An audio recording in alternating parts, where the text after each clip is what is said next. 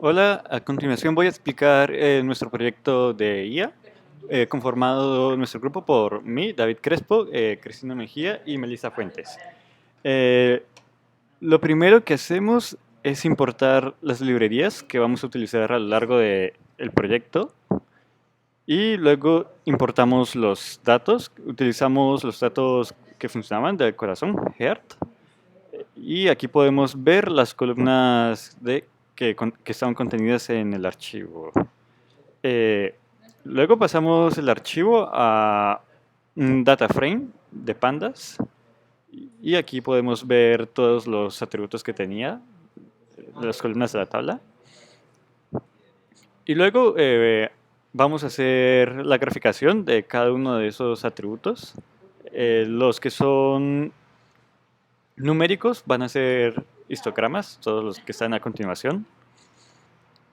Y los demás de clasificación se grafican como diagramas de torta. Mm, Una vez, bueno, luego si hay datos nulos para luego considerar si hace falta añadir nueva información o eliminarla.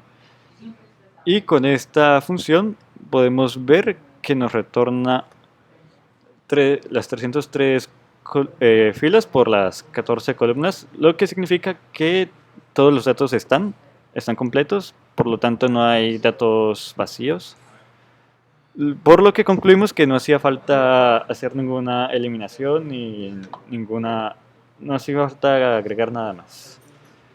Eh, una vez concluido esto, separamos los datos en dos grupos, el 80% para entrenamiento y el 20% para pruebas. Y aquí hacemos la separación. Ahora pasamos al método de Knight Bayes. Para este método no hay que explicar mucho, es relativamente sencillo. Su función para poder crear nuestro modelo y entrenarlo, que es Gaussian NB, no hay que pasarle ningún parámetro, simplemente le pasamos las particiones que ya habíamos hecho anteriormente y pues obtenemos los scores de entrenamiento y de prueba y posteriormente mostramos la matriz de confusión. Ahora vamos a pasar a los árboles de decisión. Escogimos como parámetros utilizar 4 de profundidad y que se divida en 4. Esto lo hicimos al tanteo, prueba y error. Porque son los parámetros que mejor nos dieron resultados. Entonces, podemos ver que la puntuación para el entrenamiento nos dio 87, 0.87 y la puntuación para las pruebas 0.77. Entonces no están tan separadas, hay más o menos estabilidad. Eh, Luego para visualizar el árbol utilizamos esta función y guardamos el árbol en un archivo .dot. Y luego este sería el árbol.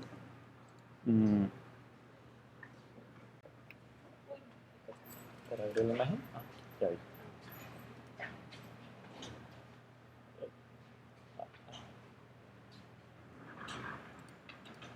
Entonces este vendría a ser el árbol.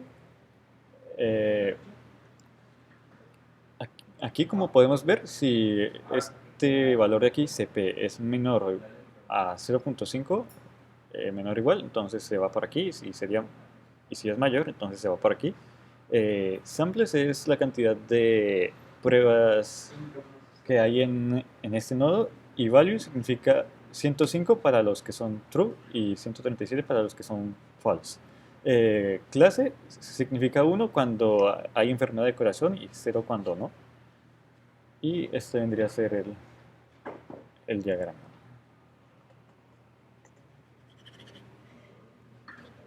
Y aquí tenemos la matriz de confusión para las pruebas y el entrenamiento.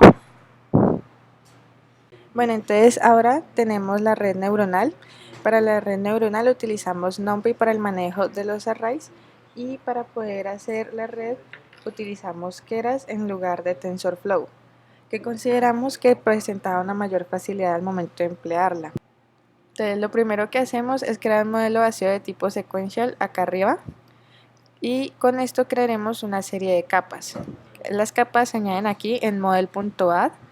Entonces, esta primera capa, vamos a decir que la entrada va a ser una capa con 13 neuronas y la capa oculta va a tener 10 neuronas.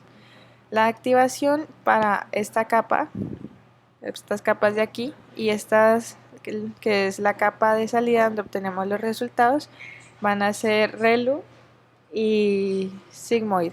Estas los dejamos como estandarizadas, igual que acá abajo en model.compile, donde definimos el tipo de pérdida, el tipo de optimizador de los pesos de las conexiones de las neuronas y las métricas que queremos obtener.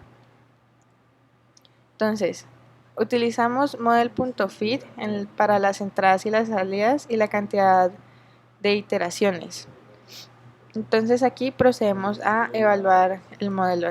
Primero aquí tenemos el model.feed que tiene el train X, el train Y, y este 1000 de aquí viene a ser la cantidad de iteraciones que creemos necesarias para poder obtener un buen resultado. Entonces ahora sí se procede a evaluar el modelo.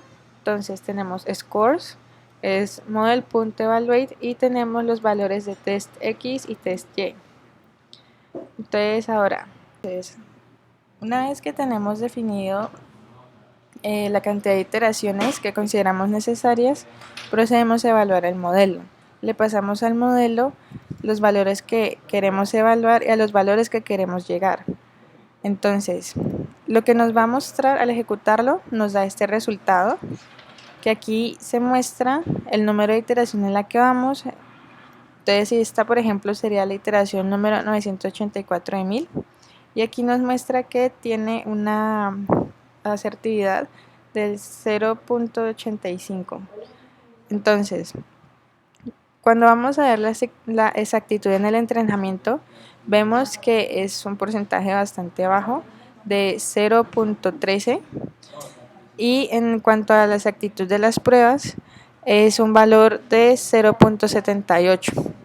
Cuando vemos también al evaluar la matriz de confusión, vemos este resultado de aquí, el cual nos muestra la cantidad de verdaderos positivos, falsos positivos y lo mismo para los valores negativos. Entonces aquí, ok, esto ya. Esta vendría siendo la matriz de confusión para el caso del entrenamiento. Entonces, también tenemos en cuenta que para haber obtenido estos resultados, hicimos varias pruebas cambiando distintos parámetros. O sea, en las redes neuronales se pueden realizar varias combinaciones en parámetros como por ejemplo la cantidad de capas de la red, la cantidad de neuronas en cada red. Entonces, por ejemplo, nosotros tenemos que en la capa inicial tenemos 13, en la capa oculta tenemos 10 y en la capa de salida tenemos 1. También las funciones de activación, que en este caso son ReLU y Sigmoid,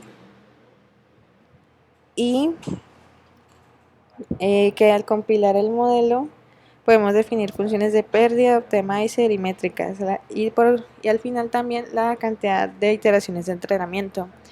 Se hicieron varias pruebas para determinar cómo poder obtener el mejor resultado. Al final concluimos que el mejor resultado que pudimos obtener sin haber modificado la activación, que vendrían a ser esta de Sigmoid y esta de ReLU, sin haber modificado estas, obtuvimos que la mejor combinación posible era poner estos valores en cuanto a la cantidad de neuronas presentes en las capas.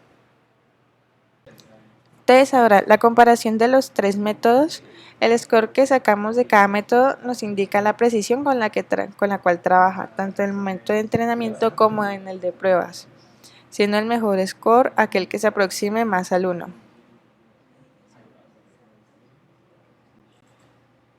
Okay.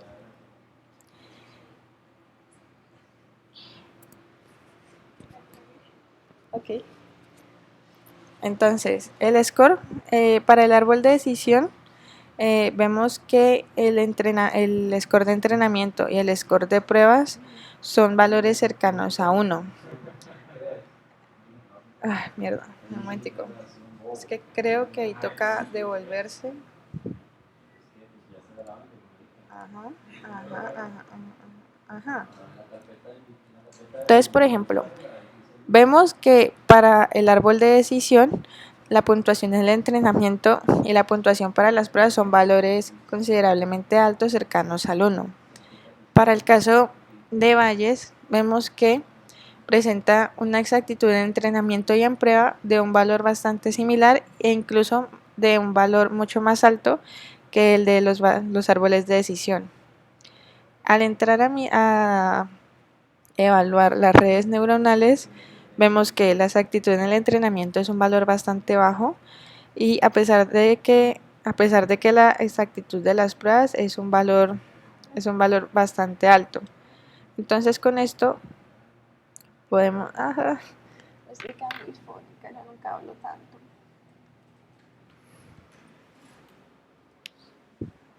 No, es que aquí en la comparación utilizamos muchos números, entonces es difícil no decir números. Además que esto te toca. Pero desde donde digo, pues ahí ya mostré los valores que tiene cada uno. Entonces puedes decir como que... Pero los valores o hasta la variabilidad. No, no he dicho nada de la variabilidad, mostré los valores. Oh, ya.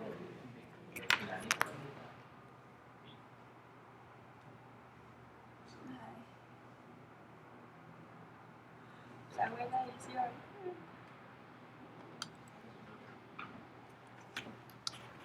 En cuanto a la estabilidad de los métodos, pues como podemos ver la diferencia que hay entre la exactitud del entrenamiento y de las pruebas para el método de redes neuronales es abismal, es muy grande, por lo cual pues no es muy estable este método.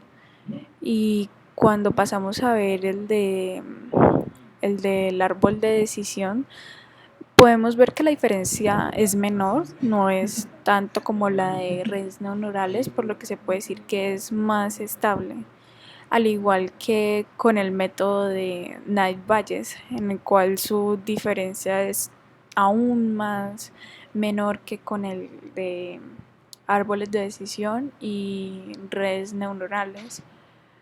Y entonces ya teniendo todos estos datos, pues ya podemos decir cuál es el método que nosotros recomendamos para el descubrimiento de enfermedades cardíacas, que sería el del método de Bayes. ¿Por qué? Tiene una mayor precisión, como lo podemos ver anteriormente, y una mayor estabilidad. Es muy baja la diferencia que tenemos entre los scores. Principalmente se debe a que las distintas iteraciones que hicimos en el método de Bayes tenían muy poca diferencia, siempre dan los mismos porcentajes debido a que no recibe parámetros. Y en cambio con las redes neuronales y los árboles de decisión, estos varían bastante de acuerdo a los parámetros que se les dan.